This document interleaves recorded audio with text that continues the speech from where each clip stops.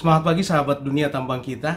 Kita bertemu kembali pada kesempatan siang hari ini dan kita akan menjawab pertanyaan dari sahabat dunia tambang kita. Pertanyaan yang akan kita diskusikan pada siang hari ini bunyinya seperti ini. Mohon sedikit pencerahan terkait perizinan antara suplai tenaga kerja dan general service atau jasa borongan di dunia pertambangan. Lucu juga jika ternyata ada praktisi yang mencari vendor untuk pekerjaan misalnya pembersihan rambu di jalan hauling. Yang bersangkutan sibuk mencari vendor dengan izin yang bidang usahanya adalah pembersihan rambu jalan hauling. Nah, itu pertanyaan yang akan kita diskusikan. Akan tetapi sebelum kita diskusi lebih dalam, jangan lupa dukung terus channel ini dengan subscribe, bunyikan belnya, like, share, dan juga komen.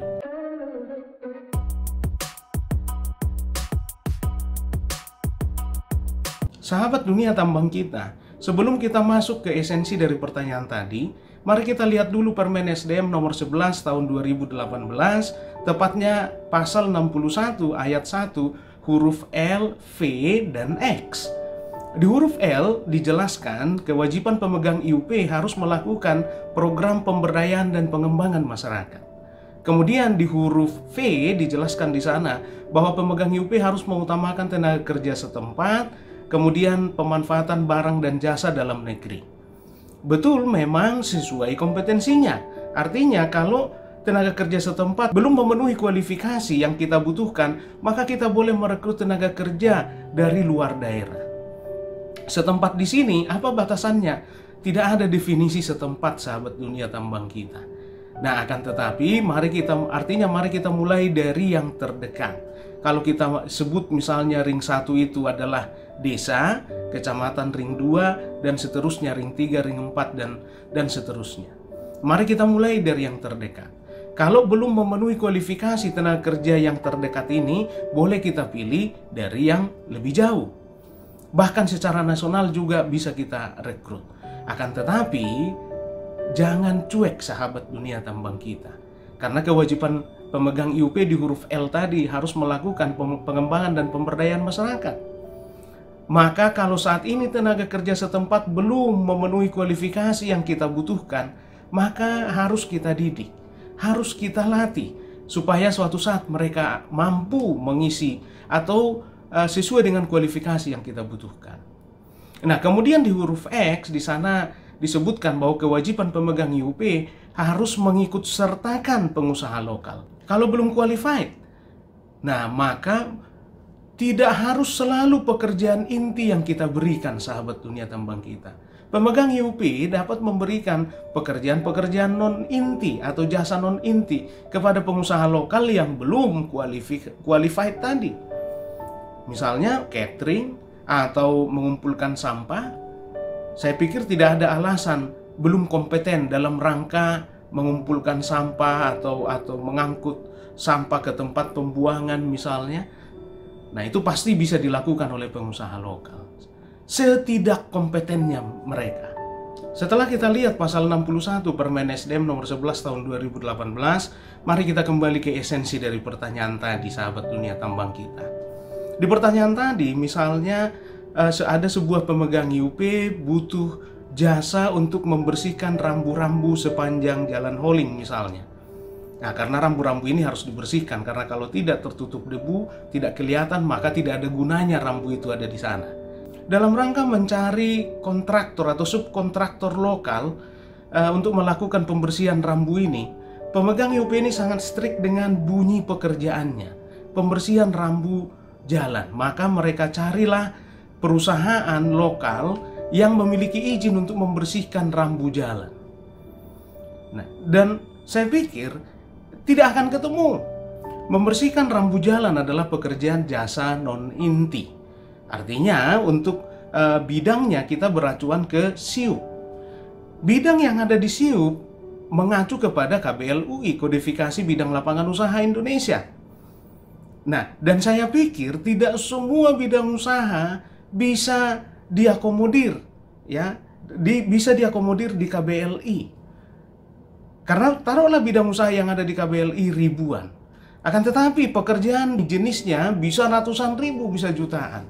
maka tidak mungkin harus selalu persis dengan pekerjaan yang kita kehendaki atau kita perlukan. Terus solusinya bagaimana? Nah, mari kita bergambar kepada penggalian batu bara.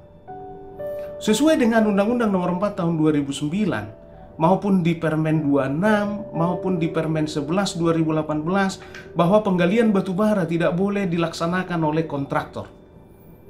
Akan tetapi banyak pemegang IUP atau bahkan PKP 2B dan kontrak karya tidak melakukan penambangan sendiri. Yang melakukan penggalian mineral batu bara itu adalah kontraktor. Nah, kenapa boleh?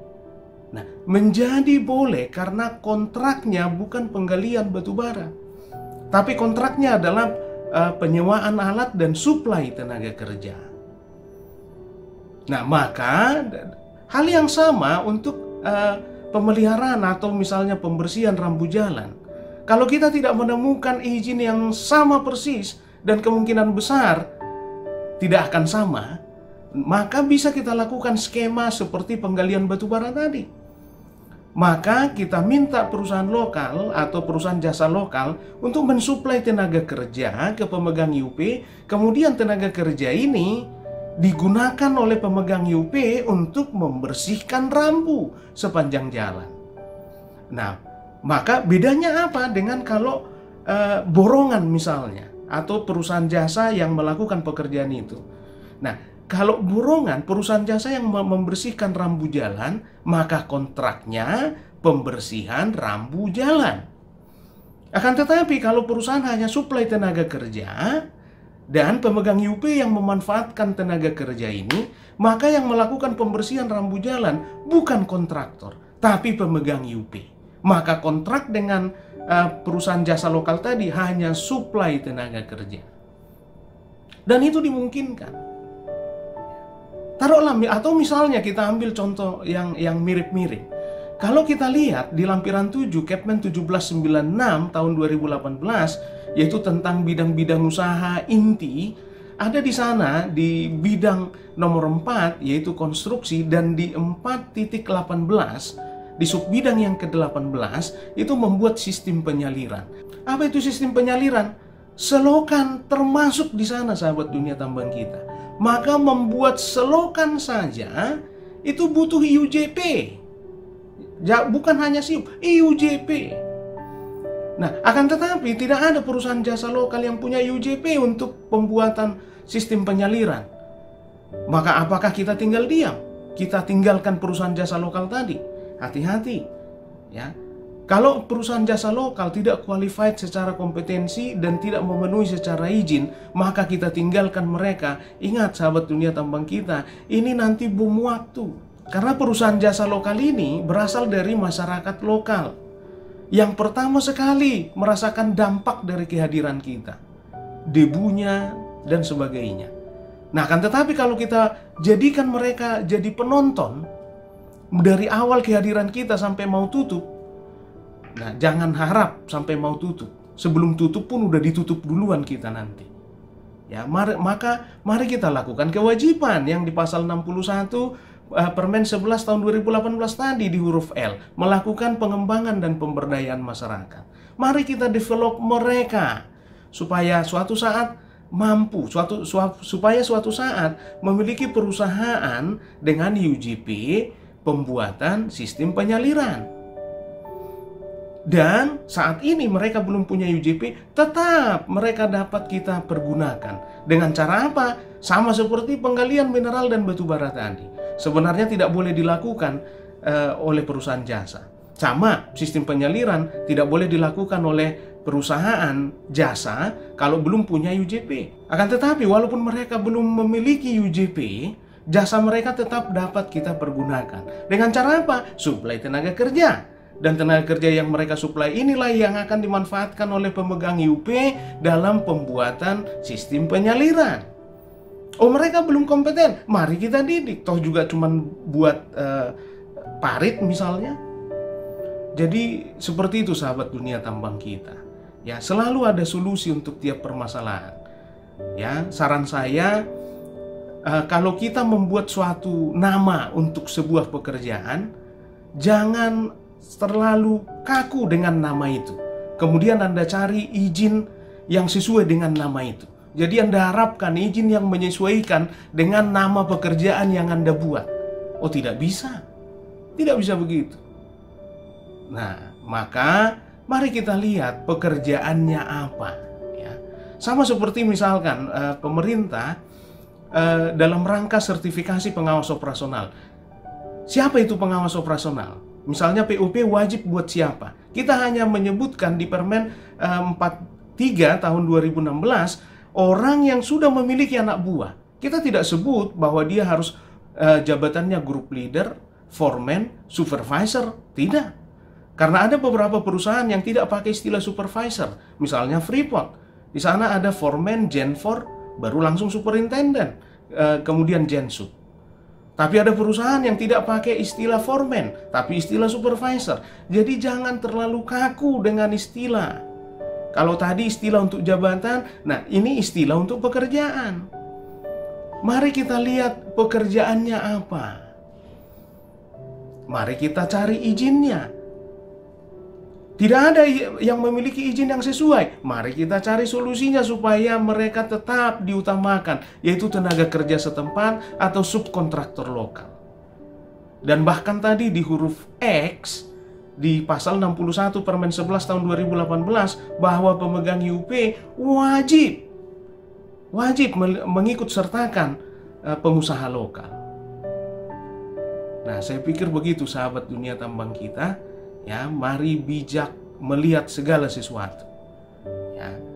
Dan intinya adalah mari kita laksanakan kewajiban kita yang sudah ditetapkan di dalam peraturan, ya, yaitu Permen 11 tahun 2018 pasal 61. Yang pertama yang ingin kita garis bawahi pada kesempatan kali ini, huruf L, bahwa pemegang IUP harus melakukan atau melaksanakan program pengembangan dan pemberdayaan masyarakat. Kemudian di huruf V, bahwa pemegang IUP harus mengutamakan tenaga kerja setempat, barang dan jasa dalam negeri. Kemudian di huruf X, bahwa pemegang IUP harus mengikut sertakan pengusaha lokal. Saya pikir begitu sahabat dunia tambang kita. Kalau masih ada yang mengganjal atau ada yang kurang jelas, dapat dimasukkan nanti di kolom komentar. Dan tidak bosan-bosannya dunia tambang kita mengingatkan kita semua untuk mari kita dukung program pemerintah dalam rangka mengendalikan penyebaran virus corona. Mari kita berdiam diri di rumah, mengurangi interaksi sosial secara fisik, dan mari kita serahkan segala sesuatu kepada Tuhan Yang Maha Kuasa. Badai pasti berlalu.